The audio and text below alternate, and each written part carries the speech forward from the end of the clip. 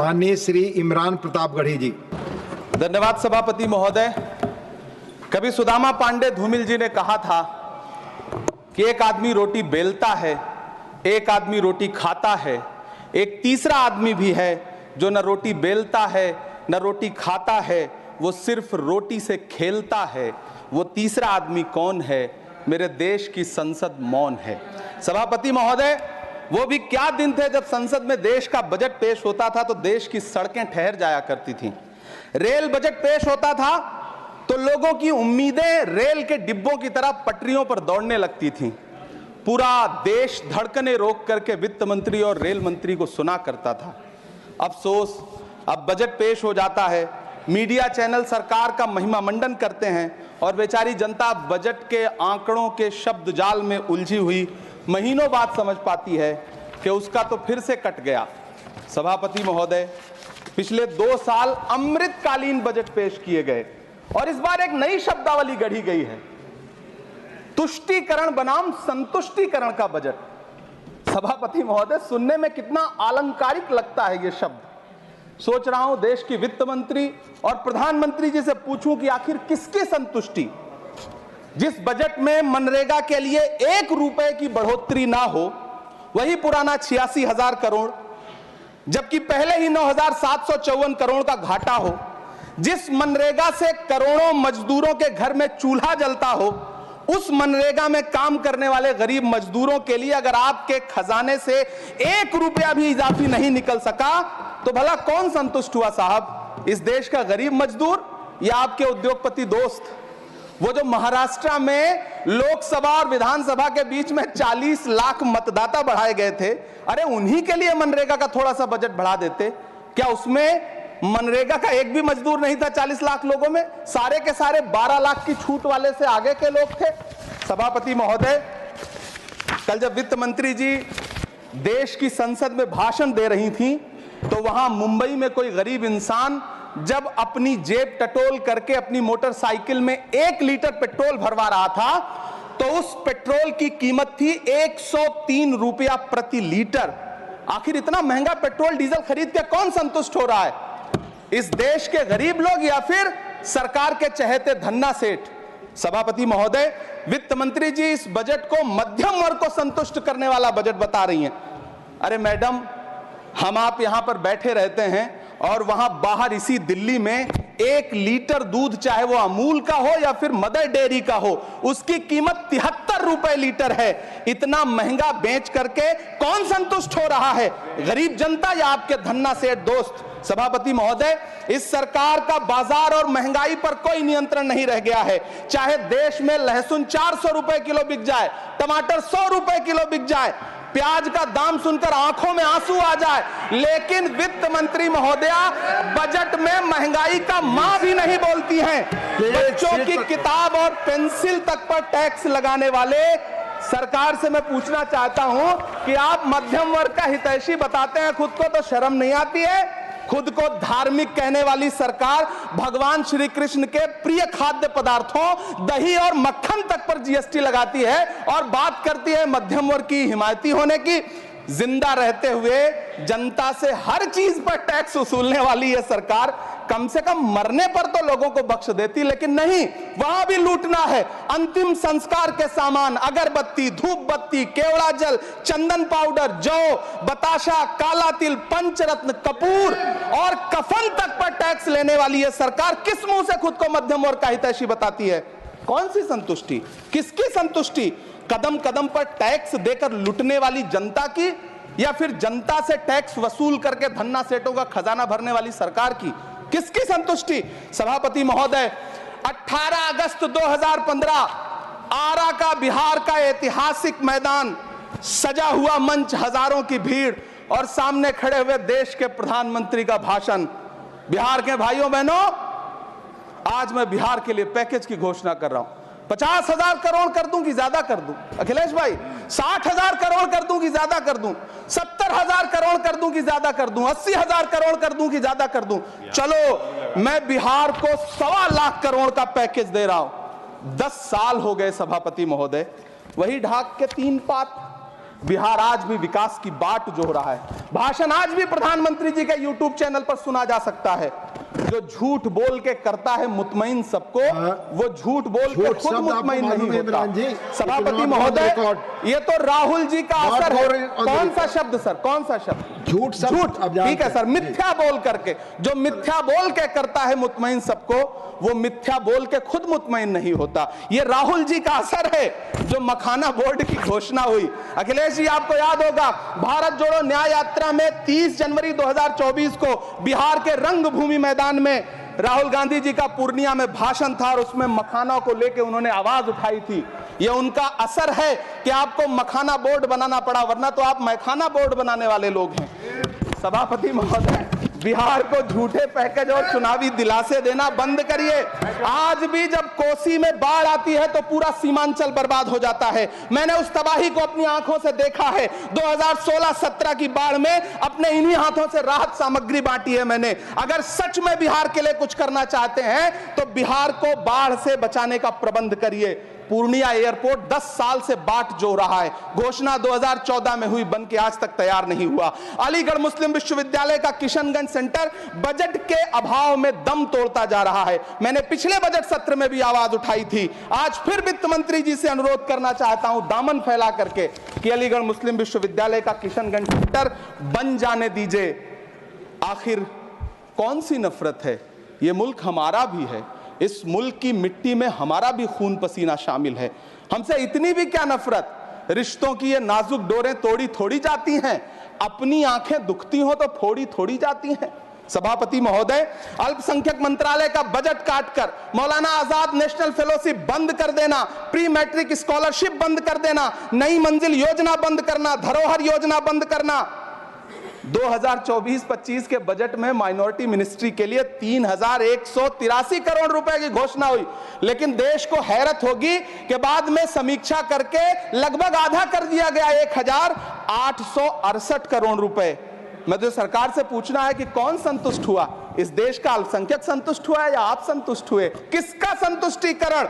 सभापति महोदय, मैं प्रधानमंत्री जी से कहना चाहता हूं कि आप ही ने 1 मार्च 2018 को किंग अब्दुल्ला को, जॉर्डन के किंग अब्दुल्ला को मेहमान बना करके इसी दिल्ली में एक कॉन्फ्रेंस में कहा था कि मैं मुसलमानों के एक हाथ में कंप्यूटर और दूसरे हाथ में कुरान देना चाहता हूं। कंप्यूटर देने की बात तो छोड़िए, पढ़ाई के लिए जो स्कॉलरशिप मिल रही थी उसको भी छीन लिया आपने। किसको संतुष्ट करने के लिए? हम समझते हैं इस साजिश को। आप माइनॉरिटी मिनिस्ट्री का बजट काटते काटते एक दिन मिनिस्ट्री को ही बंद कर देना चाहते हैं। वो जहर देता तो सबकी नजर में आ जाता, सो ये किया कि हमें वक्त पर दवाएं न दी। सभापति महोदय, मैं तो वित्त मंत्री जी से पूछना चाहता हूं आपके माध्यम से कि शायद आपको पता ही नहीं है कि गृहस्थी चलाने वाली एक गृहिणी की मुश्किलें क्या क्या होती हैं। आपने कभी सोचा भी नहीं होगा कि जब वो किचन में सब्जी बनाने के लिए कढ़ाई में तेल डालती है तो उसके साथ उसके आंसू भी गिरते हैं। सभापति महोदय, शायद उन्हें पता भी ना हो कि एक छोटी सी गाड़ी और एक छोटे से फ्लैट का EMI भरने के बाद इस देश का एक गरीब इंसान जब अपने बच्चों की फीस भरने के बारे में सोचता है तो उसे कितनी खुशियों का गला घोंटना पड़ता है। शायद उनको पता भी नहीं है कि फसल बेच करके बिटिया की शादी का सपना सजाने वाला किसान जब अपनी फसल बर्बाद देखता है तो कितनी रातें सो भी नहीं पाता है। सभापति महोदय, शायद वो कभी इस पीड़ा को समझ ही नहीं पाएंगी कि परिवार के किसी एक सदस्य को कैंसर जैसी बीमारी हो जाए तो घर और जमीनें गिरवी रख उठती हैं लेकिन इलाज नहीं हो पाता। सभापति महोदय, इसी देश की संसद में कभी स्वर्गीय सुषमा स्वराज जी ने कहा था कि जब देश की करेंसी गिरती है तब देश की प्रतिष्ठा गिरती है। एक तरफ कोलंबिया जैसा छोटा सा देश और उसके प्रधानमंत्री गुस्तावो पेत्रो खड़े हैं जो कोलंबिया के नागरिकों को हथकड़ी लगाकर लाने वाले जहाज को अमेरिका बैरंग वापस लौटा दे रहे हैं, और दूसरी तरफ हमारे प्रधानमंत्री जी खड़े हैं जो बेड़ी और हथकड़ी लगा करके लाए गए बेटों के अपमान पर एक शब्द नहीं बोल रहे। सभापति महोदय, मैं इतिहास के पन्ने पलट रहा हूं, मुझे 2 किरदार याद आ रहे हैं। एक तरफ निक्सन के 7वें बेड़े की धमकियों के सामने लोहे की तरह अडिग इंदिरा गांधी खड़ी हैं, तो दूसरी तरफ खुद ही नमस्ते ट्रंप का नारा लगाते हुए प्रधानमंत्री जी खड़े हैं। मेरे कानों में सुषमा स्वराज जी की आवाज गूंज रही है। बहुत कम बोलने वाले डॉक्टर मनमोहन सिंह ने बहुत ज्यादा बोलने वाले प्रधानमंत्री जी को जब देश की बागडोर सौंपी थी तो $1.58 का था, आज 85 से 87 के बीच में झूल रहा है। इन दिनों रुपए की अहमियत गिरती है तो न तो देश की प्रतिष्ठा गिरती है ना प्रधानमंत्री की गरिमा। जिस देश में 80 करोड़ लोगों को 5 किलो राशन के लिए कतारों में लगना पड़ता हो, उस देश में यह सरकार 12 लाख तक के टैक्स न लेने के लिए अपनी पीठ थपथपा रही है। हुकूमत इस कदर आवाम पर एहसान करती है, ये आंखें छीनती है और चश्मे दान करती है। सभापति महोदय, महाराष्ट्र का भिवंडी हो, मालेगांव हो, इचलकरंजी हो, यूपी का बनारस हो, मुआयमा हो, मुबारकपुर हो, रांची का छोटा नागपुर हो, बिहार का भागलपुर हो, हर जगह बुनकरों की उम्मीदें तोड़ रही हैं, लेकिन इस सरकार के पास उनके लिए कुछ भी नहीं है। मुरादाबाद का पीतल उद्योग, कानपुर का चमड़ा उद्योग, सहारनपुर का लकड़ी उद्योग, फिरोजाबाद का चूड़ी उद्योग, अलीगढ़ का ताला उद्योग, सब सरकारी प्लानिंग से तबाह हो रहे हैं। इन तमाम के बीच सरकारी सपोर्ट से बस एक उद्योग फल फूल रहा है, नोएडा का नफरत उद्योग। सभापति महोदय, जिस देश में 40 से 45% मेडिकल फैकल्टी की सीट खाली हो, वहां बजट में 75,000 नए मेडिकल सीट्स का ऐलान हो रहा है। सरकार बहादुर, कम से कम इस देश के पढ़े लिखे युवाओं को तो मूर्ख समझना बंद करिए। वो अब तिजारती पहलू निकाल लेता है। पहले 7500 मेडिकल सीट्स बाद में बनाइएगा, पहले जो एम्स में 2161 पद खाली पड़े हैं उनको तो भर दीजिए। वो अब तिजारती पहलू निकाल लेता है।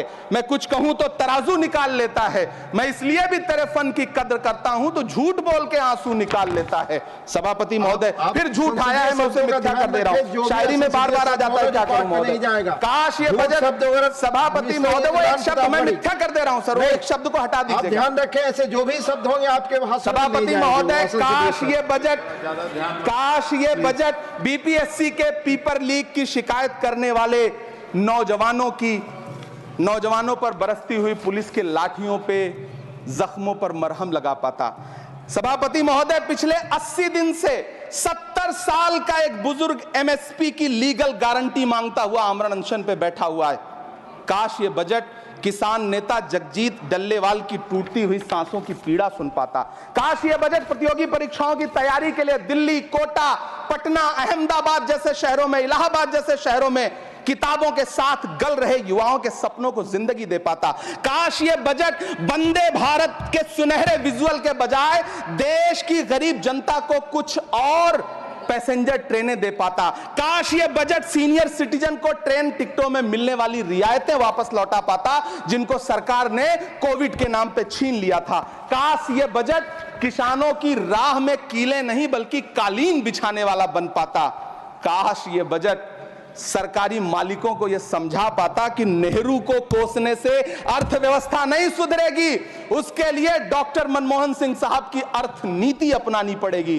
पिछले 11 साल से नेहरू जी को कोस रहे हैं, आखिर कब तक कोसिएगा? थोड़ा पंडित नेहरू जी के बारे में पढ़िए, तब पता चले कि पंडित नेहरू की शख्सियत का नाम है। दुनिया का पहला ऐसा राजनेता जिसने अपनी जिंदगी की आजादी के लिए, देश की आजादी के लिए 3259 दिन अंग्रेजों की जेल में बिताए।